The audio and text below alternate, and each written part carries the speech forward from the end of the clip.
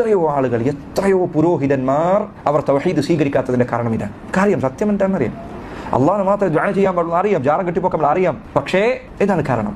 ഈ കാരണം കൊണ്ട് നിഷേധിച്ചവനാണ് ഫിർഔൻ. അള്ളാഹു ഖുർആനിൽ പറഞ്ഞതുപോലെ വജഹദു ബിഹാ വസ്തൈഖനത്ഹാ അൻഫുസുഹും ഗുൽമൻ വഉലുവ, അവർക്ക് വ്യക്തമായി ഹൃദയത്തിൽ ബോധ്യപ്പെട്ട കാര്യമാണ് അവർ നിഷേധിച്ച് തള്ളിയത്. ആരെ പറ്റി പറഞ്ഞത്? ഫിർഔനിനെ കുറിച്ച് പറഞ്ഞത്.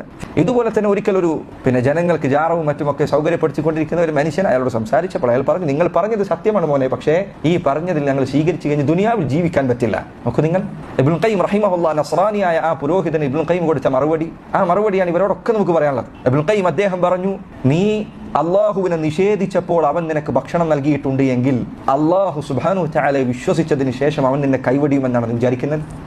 അള്ളാഹുവിനെ നിഷേധിച്ചപ്പോൾ അവൻ നിനക്ക് ഭക്ഷണം തന്നിട്ടുണ്ട്. മുസ്ലിയാക്കന്മാരായ ഈ പറഞ്ഞ സത്യമല്ലാത്ത കാര്യങ്ങൾക്ക് വേണ്ടി ബാധിക്കുന്നവർ, അള്ളാഹു അല്ലാത്തവർക്ക് ദുആ ചെയ്യാൻ വേണ്ടി തെളിവുണ്ടാക്കി കൊടുക്കുന്ന ആളുകൾ, അവർ ചിന്തിക്കേണ്ടതാണിത്. അള്ളാഹുവിന്റെ ഖുർആനിനെതിരെ നിൽക്കുന്ന സമയത്ത് നിനക്ക് ഭക്ഷണം നൽകിയത് റബ്ബാണ്.